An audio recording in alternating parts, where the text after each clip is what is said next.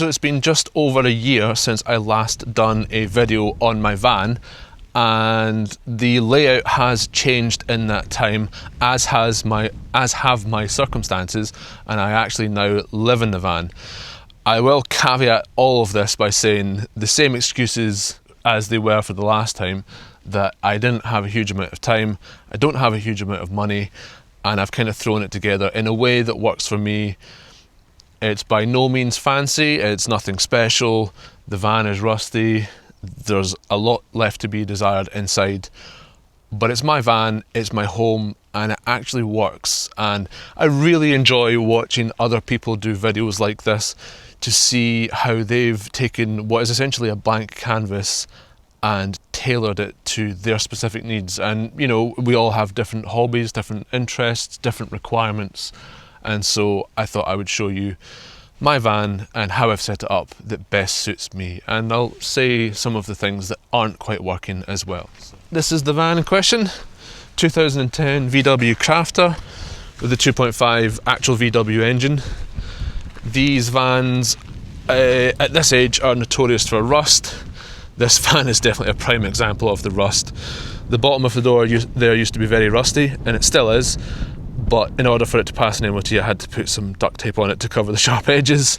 The bits that were rusty are even rustier than they were a year ago, and now we have some new bits of rust as well. So rust everywhere.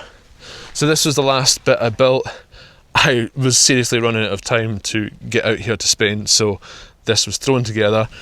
The main things are gas canister in there. I've just left this pretty open.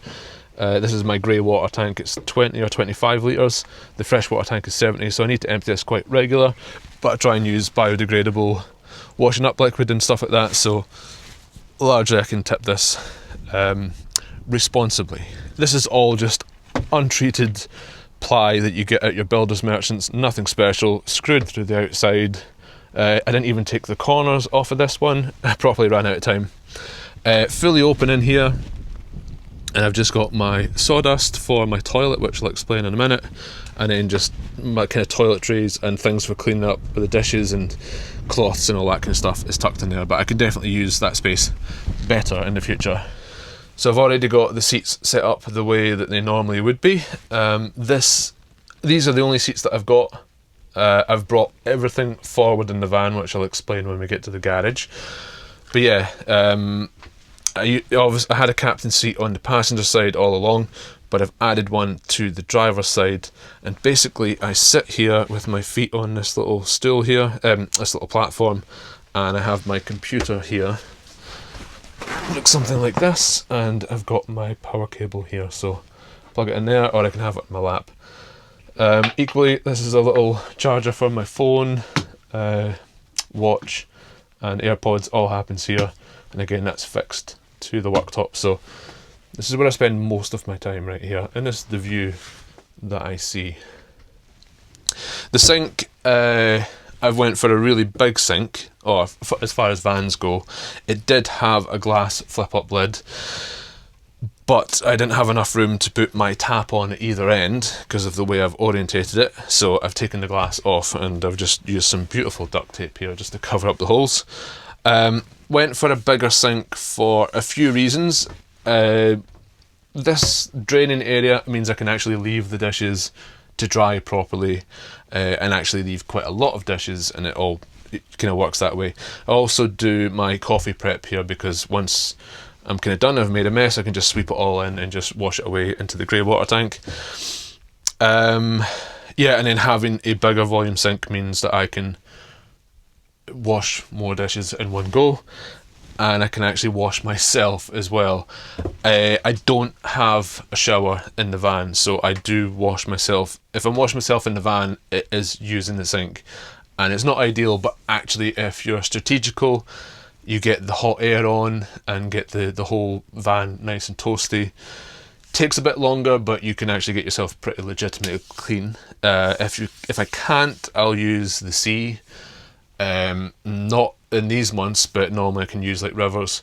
But actually Spain and Portugal are just full of sports centres and swimming pools, so I can go and get myself cleaned publicly, and most of them have like saunas and steam rooms and cold water therapy and stuff like that, so it's actually really quite good, and I make an event off it when I do, so it's not perfect, but it kind of works out, especially out here in Spain. Next up is the hob. It's only a 2-burner. I can't remember what it's called, but I paid quite a lot of money to get this one, and it's got quite a lot of control over the flame. So for instance, that awkward point where you get your pasta and you're boiling pasta or rice or something, it foams up and spills over, but then you dial it down and it then doesn't boil at all. So this one's actually really good for just getting that sweet spot where you can just like cook it but without it overflowing all the time. Almost seems irrelevant, but actually it's quite important when you're in a van. So I got an expensive one and I'm pretty happy with it as well. And so I don't actually have much food prep area here, but that's all in this other side. Let's go here. Actually, we'll just grab the camera and go handheld for a second. I have a microwave, so I have a power supply that means I can power this no problem. It's 800 watts, it's a fairly good microwave, and I don't really use it that much, but if I run out of gas, then I have some options. Back in the UK, it's easy enough to get microwave meals, so if I don't have much time and I just want soup or something like that, then this is super handy. Underneath that is some storage for food. I've got, just like pasta pots, tomato sauce and pasta in there. I don't actually have much stuff in the van just now. I've done that on purpose so that I could actually show you around. I'll talk about the elephant in the room. This ratchet strap is holding the rear door closed, and it's actually more secure than a normal setup, but the back door lock mechanism isn't currently working, so this is how I hold it closed, and it's actually been like that for over a year now. That's embarrassing. Next to that is the fridge. It's a 12 volt only, and I've only got some oat milk in there. It's 30 litres, it's made by Dometic. It's the best one that I could find. It's quite expensive, but it's one of the quieter ones, so it doesn't keep me awake during the night, or not too bad anyway. That's the opening to the bed, which I'll show you in a minute, but right here is the step to get in. So you just pull that out and then that gives you a way up, but actually if you pull that right out, the toilet lives under there as well, so it keeps it in the garage and hopefully keeps the smell kind of away. I know it's quite close to the food stuff, but I didn't really know where else to put it, so that's where it lives, and it also ties in with being the step. Right, working our way around. I've got my bin here. I do most of my food prep in this area, and the bin is quite in the way there, but actually I'm going to get Velcro from the bottom. Oh damn it. But yeah, so it does come off, but when I'm doing my food prep and when travelling it just sits there, but that can get in the way for other things, so it just hooks on and off. Okay, so as I said, this is where the computer goes. That's where I charge my phone and stuff. And then, to be honest, these units here are just to take all the kind of miscellaneous stuff that I want to use quite often, just things that I kind of need access to quite easily, and I've got all my coffee stuff on that right hand side. All this stuff I want to put in a unit up here, which would be much easier to get at and would utilise a bit more of this loft space and would give me even more worktop space here, which is what I do plan on doing at some point. The curtains are just these blackout material, and honestly I'm just tucking it up behind here at the moment. That's something that needs done in the future. So here's like where all my power is. So this is my control panel for the heating. It does both the air and the water heating, and I can control it all here. I can put it on timers, and I can set it all. It's quite fancy. This is all my switches for isolating each individual thing, so we could switch the light off in here for instance, and then this one, that one's for the bedroom or the bed. Got a full 230 volt power supply here. That's powering, let me show you, my kettle, and then the other one is my milk frother. And of course you can plug and unplug these and put whatever I want in.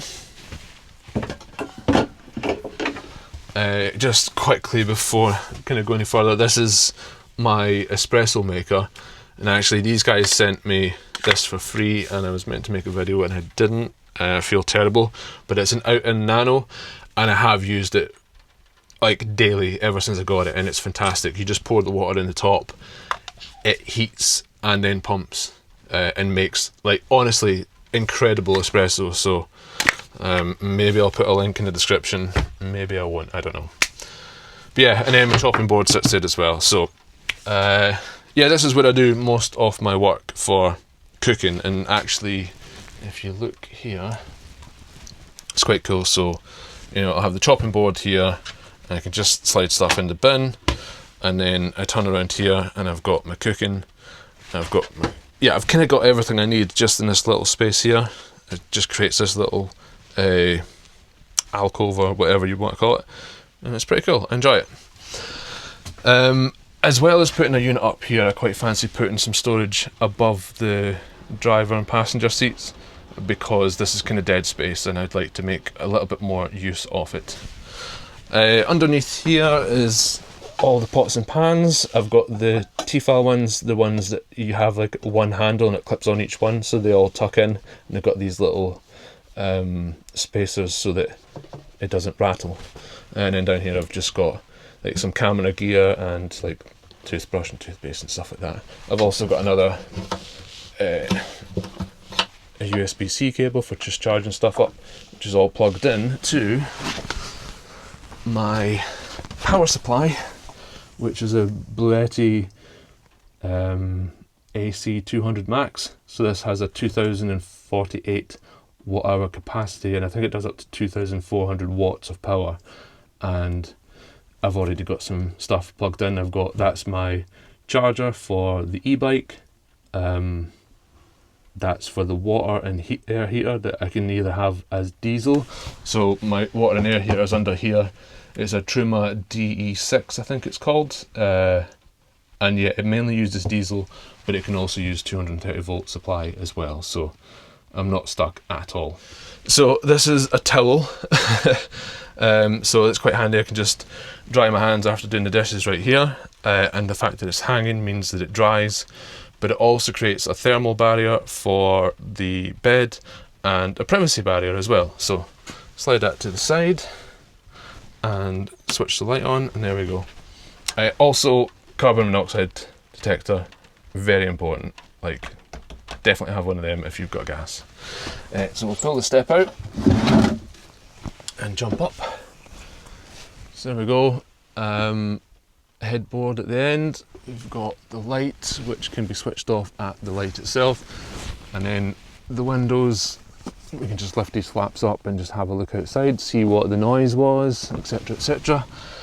The bed is a double bed, standard household size, and then down the side I've just got my clothes, and then this is the foil covers for the front windows, as well as some more clothes. So yeah, that's it.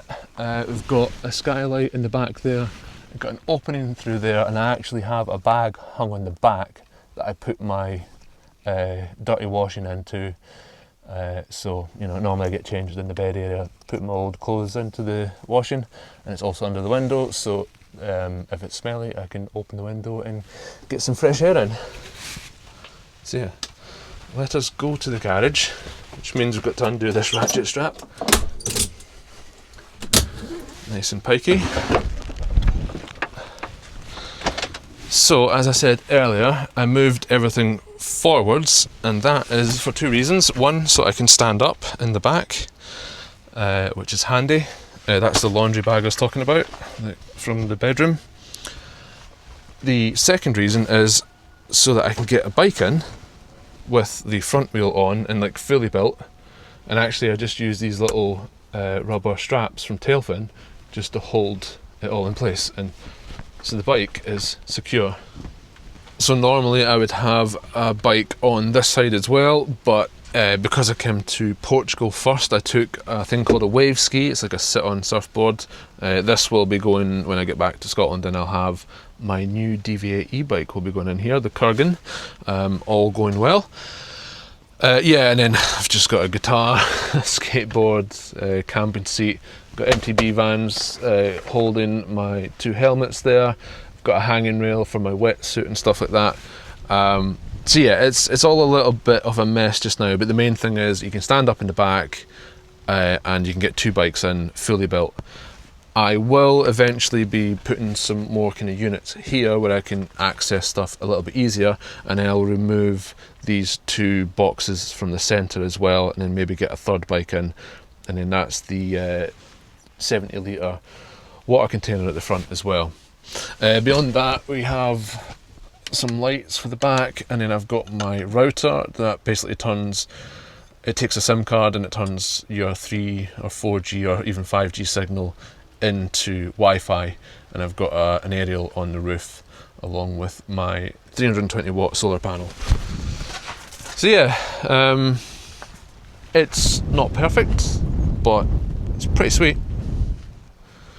Right, that's the rain coming in, so that's the video pretty much done.